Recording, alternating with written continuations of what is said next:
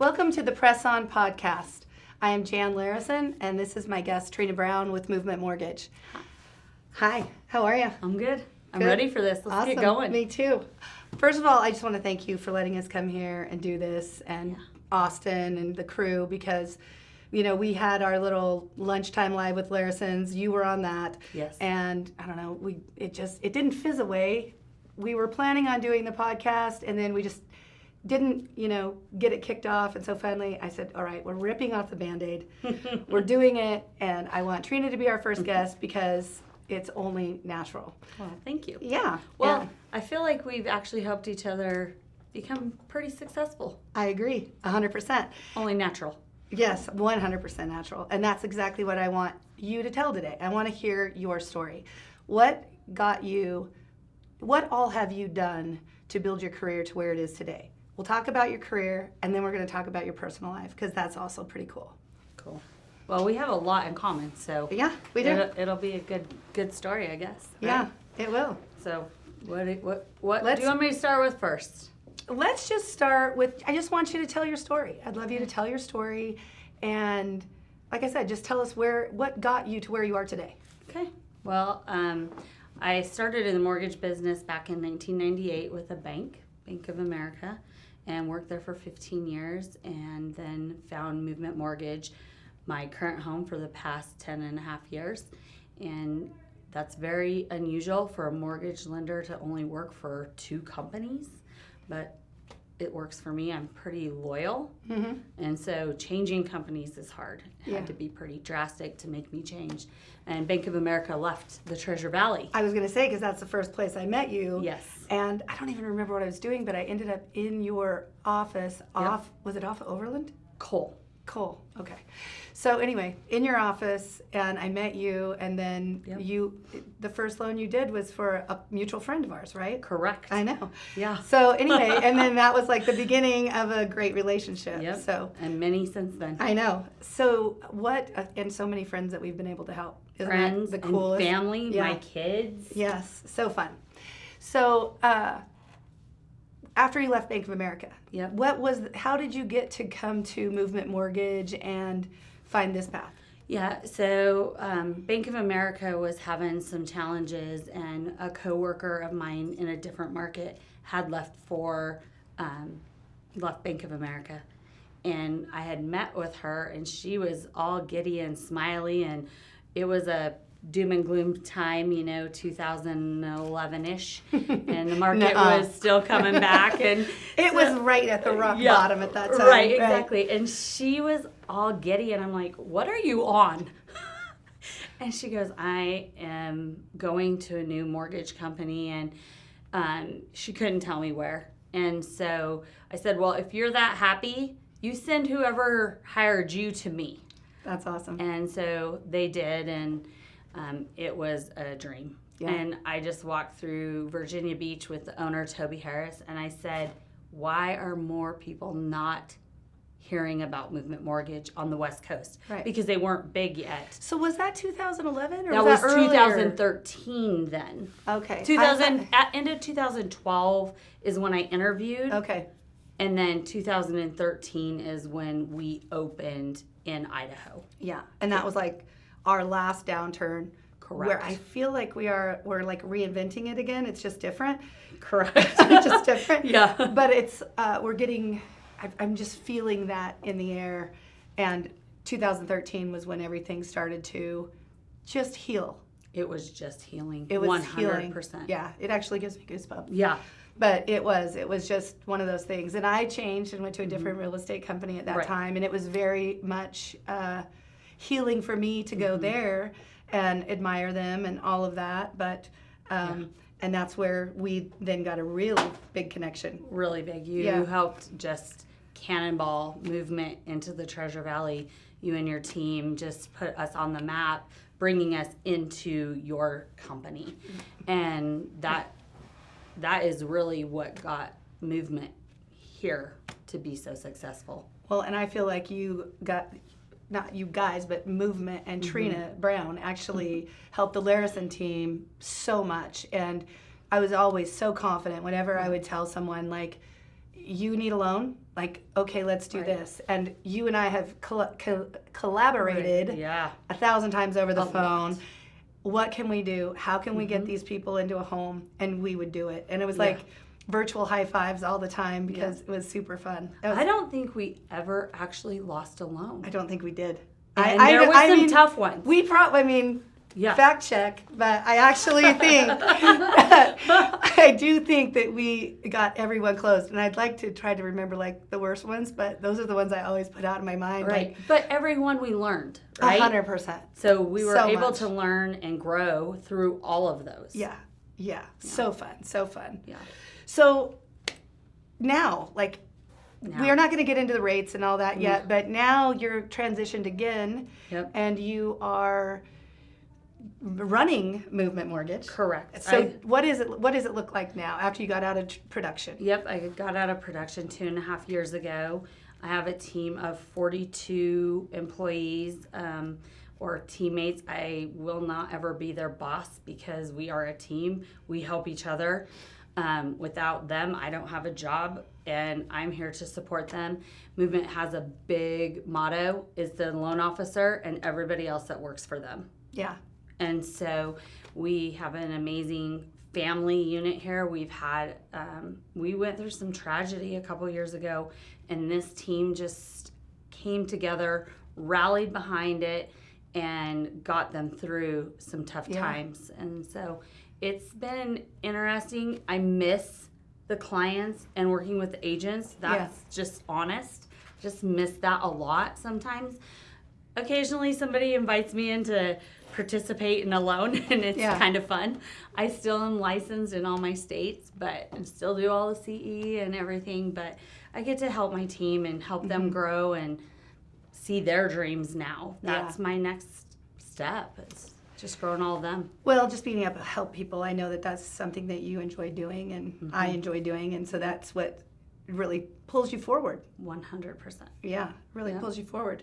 So, mortgages. We'll get onto the rates in a little bit. Okay. Out of your business and your career, what is it that you do? And I kind of know the answer to this, but I want everybody else to know. What is it that you do for fun? For fun, I absolutely have a passion for horses, rodeo, kids.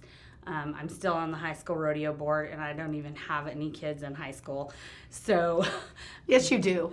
well, I do. I have my 2 nieces that are still in, but yeah, it's horses. It is my biggest passion. I finally was able to hit a goal that I had never ever been able to accomplish since I started rodeoing when I was like 6 years old. I won my first all-around saddle at the age of 49. That's awesome. Which- So there's hope for me. You know, I've rodeoed my whole life. I can't say my whole life because I haven't been going hard at all or even entering I'll enter a Pendleton just because I needed to do it. I'm scared of that. Don't be scared. It's so fun. But, well, my first run was great, so I'm like, oh, I got to go back and do it again. And then my horse ducked in front of the second barrel, and I'm like, well, this is humbling. This is humbling. But, so I haven't, but in all of the years that I have rodeoed or done whatever, I have not won a saddle. Ever. I cannot believe that. I've won every I know. dinner plate size belt buckle you could think of, but I have never won a saddle. I did not know that. Yeah. I hadn't won one until Yeah. I won the world twice. Yeah, I know. I went to the college finals in breakaway. I had never won a saddle. Not even in the AQHA when you did that? Nothing. Yeah, that's crazy. I don't won bronze horses. know. There you go. See, I have like and big belt buckles. yeah, big belt buckles and trophies. My mom Yeah. had this. Right. She had it used to be. It was a marble based cabinet, but it was all glass. It was something that she had gotten out of an old drugstore. It was like an antique drugstore. Like they kept jewelry in, and so she had that thing packed because my siblings were way more talented than me, and they had that thing packed with them, and we had humongous trophies on the top. But you know, it's weird. It's like every time I was going to win an all-around, they gave a saddle the year before, and they didn't give it that year. Yeah. So anyway, but I was super proud of you, and that was so much fun to see. Yeah, it was a lot of fun. I had done events that I'd never done in my life. The to ribbon win roping? The ribbon roping. I had never done that. That's a good It's one. not hard to run, though. No, it's fun. And you're just like, rope already. I had never had more people come up to me and say, I didn't know you know how to run. Well, yeah. What do you think? Duh. Yeah, for sure. So your rodeo has been a staple in your life. It's been something that you've been able to come back to. And 100%. You're enjoying it. Yeah, this year's been tough. Yeah. It's been tough in the business world. And I have been happier this year making the least amount of money I've made in years. But having that passion that I get to go home to, regardless, I think that's made all the difference in the world, because this is the first time I've actually had horses for me, and I've been able to go, and my kid is off at college, and I haven't had so much to worry about. And it's amazing that if you have a passion, what that does for the rest of your life. I'm able to be more positive in the office, even though it's doom and gloom sometimes, and I'm positive, so that helps me project it to them, instead of, if I was down, it's going to be hard for me to motivate them. Right. It's just all snowballs. Yeah. So it's been a true blessing to have that. Yeah.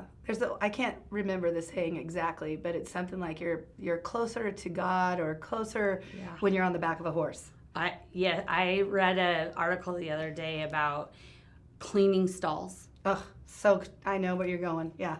It's the time you get to talk to God. It's the time you get to set your life priorities. It's the time you get to find yourself again. People don't realize just shoveling poop. And it smells good. Not all the time, but most of the time. What you get to accomplish in that hour of doing chores, it just, and you get exercise without even paying for a gym. Yeah, for sure. Right? For sure. I do. Like I said, I haven't been riding as much, but I thank my daughter, who works for you, and she saddles my horse when I get home, and she doesn't take no for an answer, and so I go get on, and then I'm so thankful that I got on. I just saw that you won a barrel race the other night. No, I had a good run. What do I got going on here? I got to fly. It's gonna get me. But no, I ran her horse, you trained. No, we trained her. It's a long story, but she's a great mare, and we're very blessed to have her in our life. And it's amazing that she is the age that she is, and she can go after being laid off all summer because my new horse kicked her. So she needed to repair an injury, and then I got to be the first one to ride her, and she knocked it out. But then Rainey went and ran half a second faster the next week. So I'm like, okay. That's our kids, right? I know. It's like, Brenna runs every horse a half a second faster. Yeah. I was very pleased, though, a couple weeks ago. I outran them, or ran with them. All three girls. Yeah. Brenna, Mac, and Bray. It usually just depends, but I haven't been running, unless I run flash. When I run flash, I can keep in with them, but my other ones don't have, I don't think I have what it takes. I know I do, but I mean, I just can't get myself out of the training mode, and I want to just have everything be perfect. Yeah. So that's Marca's problem sometimes too. I know. Marca stays in the trainer mode instead of just going for it. Yeah, she might, but she makes a nice horse. She makes a beautiful horse. Beautiful horse. So, what else do we need to know about Trina? Like, so you've talked about how much you've grown and through your business and your career, and how happy you are right now with where you are in life. Yep. And what you've learned. Yep. So what is something maybe one more thing that we need to know before we get into the market? Wow. I don't know.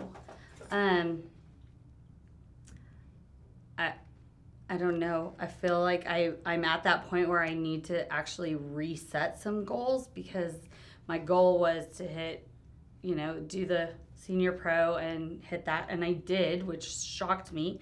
Our office is number 2 in the entire company at Movement Mortgage, which is pretty rock star in a down year. We're going to talk about that, though, because I don't know how down we are in this area. Right. I agree with that. And I've been telling my team that 1,300 loans closed last month, and we only had 60 of them. That's a lot of opportunity. 100%. That is the one thing that I have been saying. I continue to say that, and I know Mark is looking at me, and I can tell her, like, in this market, what we're experiencing, there is opportunity. And so where is it? And what is it? Correct. And where, what do we need to do to find it? I want to say something on Trina's behalf. This is Mark in the background, but I think you do a really great job of helping people see the light at the end of the tunnel.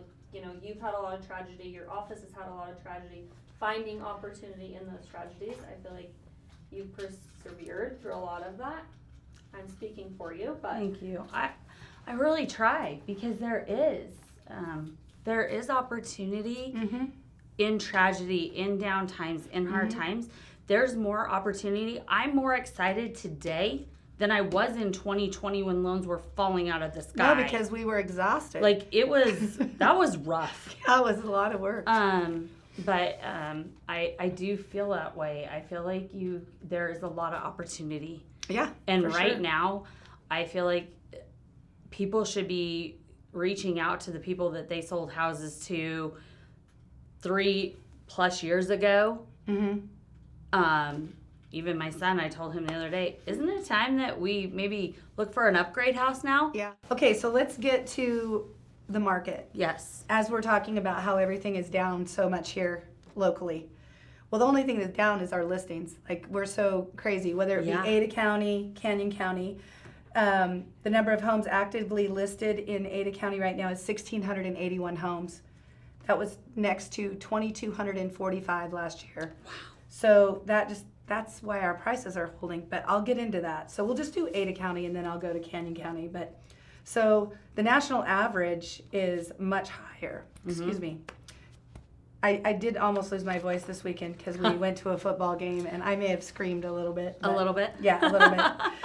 So the median days on the market, we are lower in Ada County than the national average, and last year we were over the national average, which is crazy because stuff was still selling quickly. We thought, well, guess what? It's still selling quickly. Yeah. We had 3.2 months of inventory last year in Ada County. This year we only have 2.8 months of inventory, and that is the national average. Caldwell's under that, or Canyon County is under that. Wow. For months of inventory. And don't you want like 6 months of inventory? No, 3 months of inventory is a really good healthy market. But it's but that's why everybody's like, the prices are so high and we can't make it work.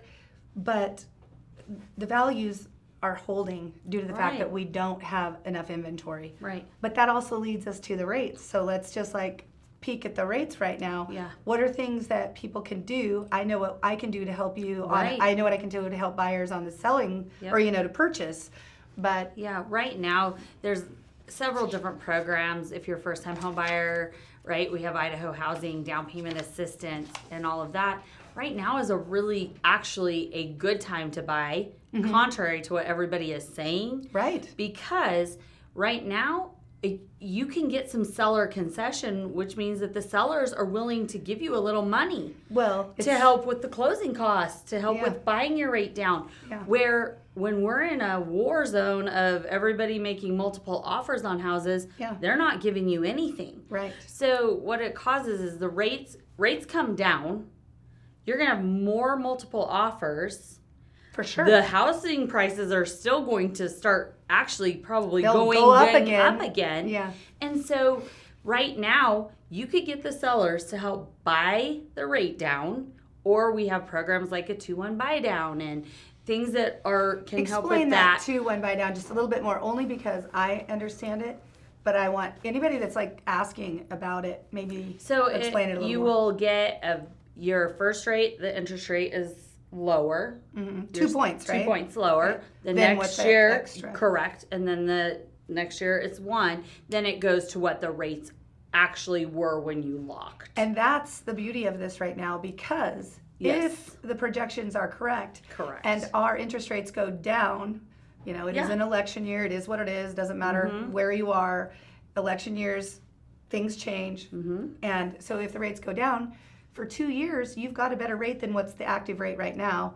And then in 2 years, you've refinanced. Yeah, as long as rates have gone down by then, and Movement is offering a free refi, like no lender cost refi. And if you refi within a couple years, Title also reduces their fees automatically. So you're going to get into a lower price loan possibly in 2 years. Now, And possibly for free. Right. Or not quite free. Or, but, yeah, you know. right. I mean, there's no guarantees. We can't. No. I mean, if you and I had a crystal ball right now, I have one. Did you not see that? we would not be sitting here talking. It doesn't work. We would be in Arizona already. Oh, I know we would be. For sure. I would be building something down there for sure. But it's a good time to buy. You can get sellers to help. Yeah. You can take advantage of 2-1 buy down. You can, the first time home buyers assistant programs through Idaho Housing, and get the house you want at probably lower. Yeah. Houses are just going up. We are still 5.8 million homes short. Yeah. Short. Right. People don't realize that. Yeah. And it's hard. I mean, I know looking at these rates, it's hard to swallow. I mean, I tell this story quite often, but way back in the 80s, my parents refinanced, and they refinanced, I believe it was an 18%. I'm not 100% sure. My parents were 18. And he refinanced it, my dad refinanced down to, it was a 12 or a 14. And man, he thought he was winning for sure. Right. So, perspective. In 1971, mortgage rates were 7.33. If you waited to purchase a home until rates went down, you waited until 1993. So that's where we're at right now. So how many years is that? 22. 22 years. 22 years. And you would have rented for 22 years. Oh, look, they did the math for me on this. Meanwhile, the value of real estate has quadrupled. So think about that. I mean, I could go into another subject that I would really like to, but maybe we'll have to do this another day. Okay. And that's reverse mortgages. Oh, yeah. But that's a hot topic right now. That is... I've been trying, and every person that I've talked to, not every, so there's been like 3 or 4 people that I've really tried to push towards a reverse mortgage. There's a couple that we have helped with a reverse mortgage you guys did the loan. They've done it twice. They're happy. Yep. They're looking for another house to go do it on again, and I hope they get it done. Like, they're amazing. I know they're great. They're a great couple. They're my little lifers. I know. And they're in horses too. And they're in horses too. So anyway, that is such a... It's a mess right now. It is, and it's such a value for folks that are 62 and over. Correct. Yeah, I mean... I will have one. I will too. As soon as I can. Right. We will have a reverse mortgage. Yeah. I mean, why pay a payment? My in-laws have them. They were in the mortgage industry, and they are retired now, and it's helped them be able to stay in their home that they love. Right.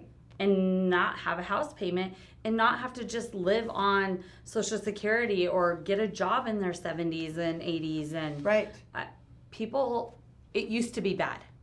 Well, and I don't know. I only know the bad stuff. I mean, I've heard a trickle amount of the things. Yeah. But I never experienced it as it was bad. I've only ever gotten my feet wet with it and experienced it when it's been a positive thing. Correct. And I've sold houses for people that had reverse mortgages, and the heirs got the money. That's the biggest misconception, is people think that the bank takes the house, and they do not. They do not. But if they had to, because the market plummeted, it's a blessing.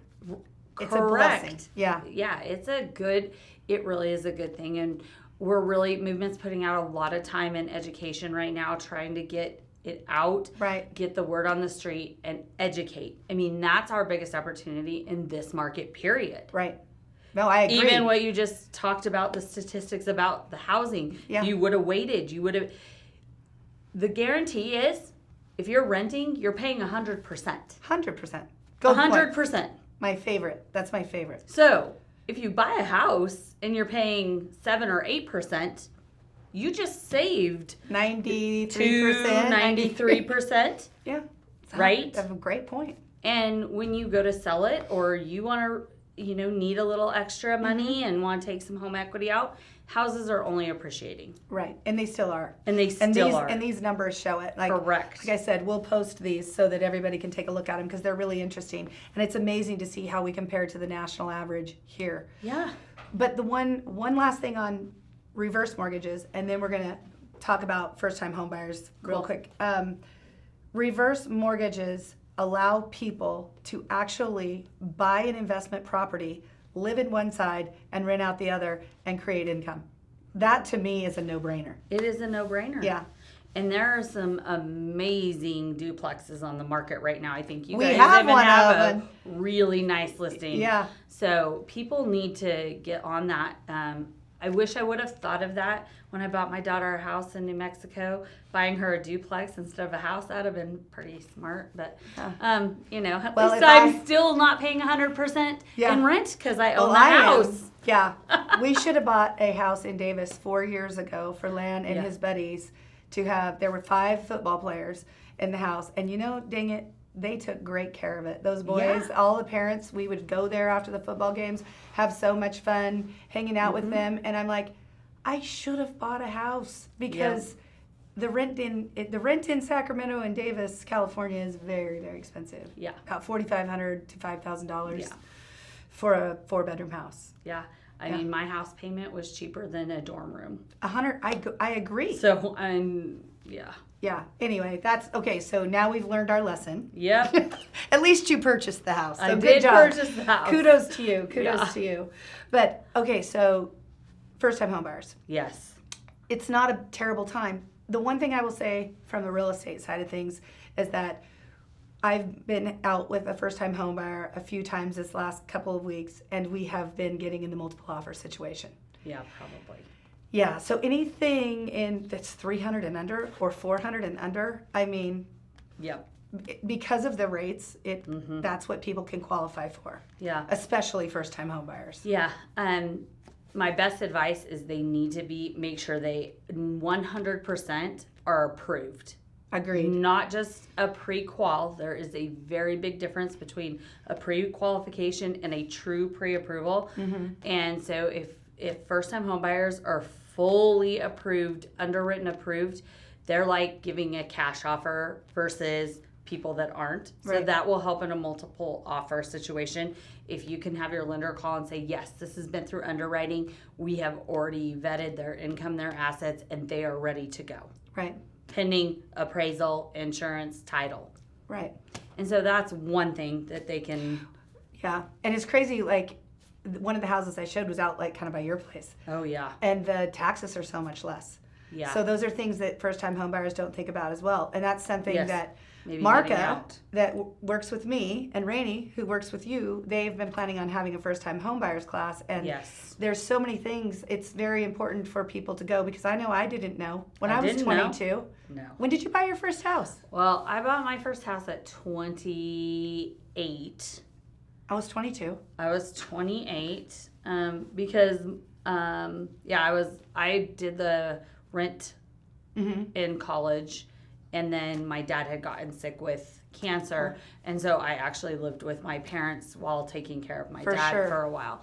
And then after, it was like a year after my dad passed, I finally bought my first house. Yeah. Well, you had other So, things you were doing. There was things. Yeah, you were taking care of But people. my kids have all bought houses Right. in their 20s, Right. early 20s. Yeah.